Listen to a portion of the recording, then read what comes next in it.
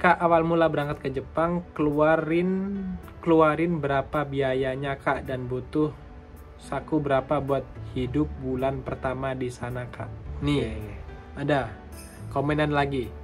Bang, ajarin cara dapat kerja di Jepang dong. Oke, caranya yaitu ada saran LPK yang menurut abang bagus nggak bang? Gitu. Oke guys, jadi LPK ya. Oke lo guys, subscribe sama Desta. Ja, konbanwa minasang. Ya, jadi kita bikin video santai aja ya. Kita bikin video membalas komentar di kolom komentar. Membalas komentar dalam kolom komentar. Oke, jadi ini ada kolom game. Jadi di kolom komentar ada yang komen kayak gini guys. Ini menarik untuk dibahas ya. Kak, awal mula berangkat ke Jepang, keluarin berapa biayanya Kak, dan butuh saku berapa buat hidup bulan pertama di sana Kak. Oke. Jadi akan ku ceritakan sesuai pengalaman pribadiku ya guys ya. Masa pengalaman hidup orang kan nggak relate nanti. Oke. Ini kayaknya ada 2 pertanyaan ya. Pertanyaan pertama itu ngeluarin berapa biayanya Kak, dan yang kedua itu butuh uang berapa untuk pertama kali hidup di Jepang. Oke guys, jadi dulu aku di LPK aku itu ada sistem itu guys, namanya beasiswa. Jadi selama aku pelatihan itu total bayar tuh 15.500.000. Itu cuma uang pelatihan ya, tidak termasuk untuk jajan gitu, tidak termasuk buat uang saku gitu. Itu hanya uang pelatihan bahasa Jepang. Bayarnya 15.500.000 itu deposit. Habis itu setelah kerja di Jepang selama 3 bulan, akhirnya dana tersebut itu dikembalikan sepenuhnya ke rekeningku guys. Begitu. Jadi dulu tuh ada namanya sistem beasiswa dari LPK aku. Seperti itu. Oke. Tapi kalau di LPK yang lain gitu ya, kayaknya sih ya, itu rentang 35 sampai 45 juta guys. Sekitar segitulah. Di LPK lain gitu ya. Itu sudah termasuk biaya pelatihan, biaya tiket, biaya dokumen, dan lain-lain. Tapi ada juga sistemnya yang diansur untuk pembayarannya, nggak harus cash. Entah itu potong gaji gitu. Namanya tuh dana talangan. Seperti itu guys. Jadi buat LPK tuh sistemnya beda-beda ya. Jadi kalau kalian mau masuk ke lembaga, tanyalah lembaga yang banyak, kita sharing. Mana lembaga yang cocok buat aku gitu. Jadi pilih-pilih dulu lembaganya, kalau cocok baru masuk. Oke. Kemudian pertanyaan kedua, butuh uang berapa untuk hidup pertama di bulan pertama? Gitu gak sih? Butuh saku berapa buat hidup bulan pertama di sana Kak? Oke.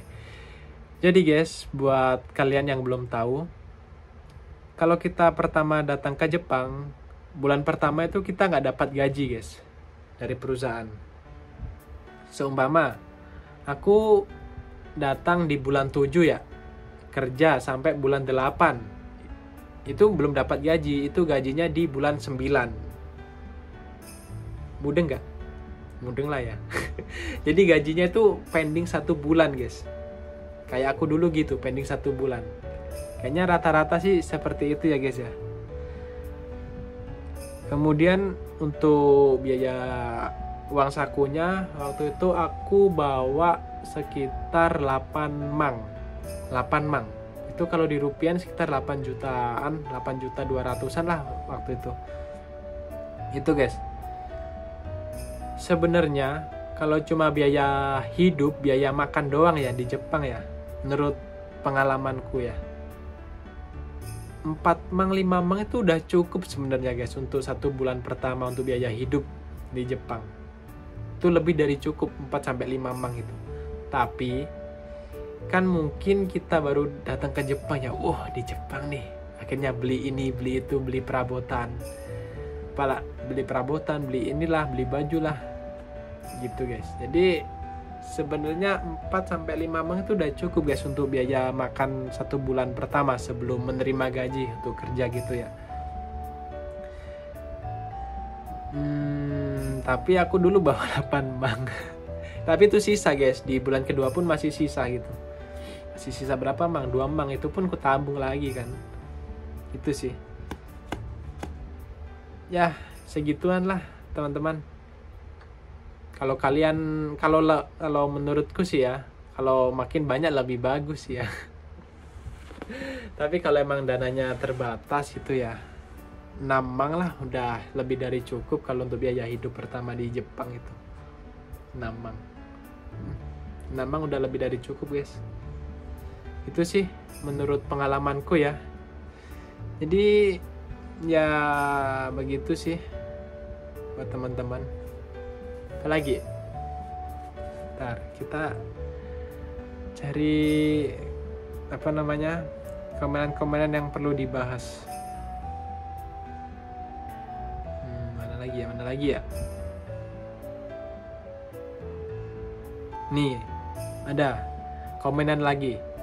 Bang, ajarin cara dapat kerja di Jepang dong. Oke, caranya yaitu kalian harus belajar bahasa Jepang, terus lulus ujian bahasa Jepang, terus wawancara sama user, akhirnya bisa kerja ke Jepang gitu. Untuk caranya kalian bisa belajar secara mandiri, terus ikut ujian, terus wawancara sendiri sama user, atau ikut lembaga LPK gitu guys. LPK itu apa kepanjangannya? LPK, Lembaga Pelatihan Keterampilan. Iya enggak sih? Enggak tahu lah, lupa aku. Jadi bisa ikut LPK guys.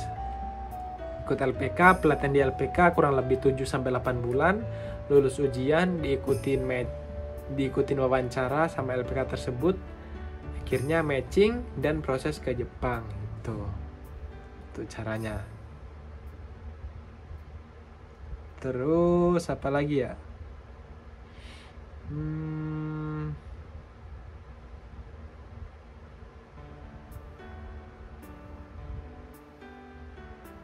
Bentar.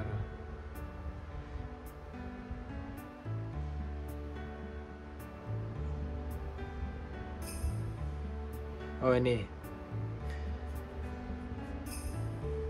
Ada saran LPK yang menurut abang bagus nggak bang? Gitu. Oke guys, jadi LPK ya. Aku nggak bisa sih merekomendasikan LPK yang bagus guys. Takutnya kalian nggak jodoh di sana.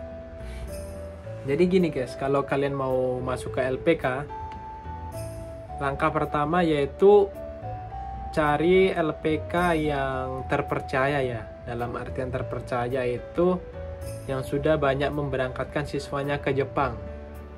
Tuh. Jadi sudah terbukti lah, oh LPK A ini udah banyak siswanya yang berangkat ke Jepang, pasti bagus gitu. Seperti itu. Terus yang kedua yaitu cari LPK yang sudah diakui sama Disnaker, yang udah diakui Disnaker. Itu guys. Jadi LPK itu ada guys, nomor untuk berjalannya gitu, beroperasi gitu. Jangan sampai kalian masuk LPK yang LPK abal-abal gitu ya, jangan sampai lah, amit-amit. Soalnya takutnya ntar kalian ketipu gitu, sudah banyak uangnya dikeluarin, masuklah ke lubang buaya gitu guys. Jadi cari LPK yang memiliki siswa yang sudah banyak pergi ke Jepang, terus cari LPK yang sudah diakui Disnaker gitu. Cari aja itu di internet gitu, LPK gitu. Dulu tuh ada webnya tuh, lupa aku untuk ngelihat LPK tuh udah diakui Disnaker atau belum. Seperti itu ya guys ya. Terus apa lagi? Udah sih, mungkin itu aja, ntar kebanyakan poin-poinnya. Jadi intinya buat teman-teman yang mau berangkat ke Jepang, yang sedang berproses atau yang sekarang sedang berpikir-pikir mau kerja kemana, semangat, ganbatte kudasai aku doain semoga kalian cepat nyusul ke Jepang. Kalau aku bisa, kenapa kalian tidak? Oke. Semangat ya guys ya. Oke, sampai sini aja videonya. Semoga bermanfaat.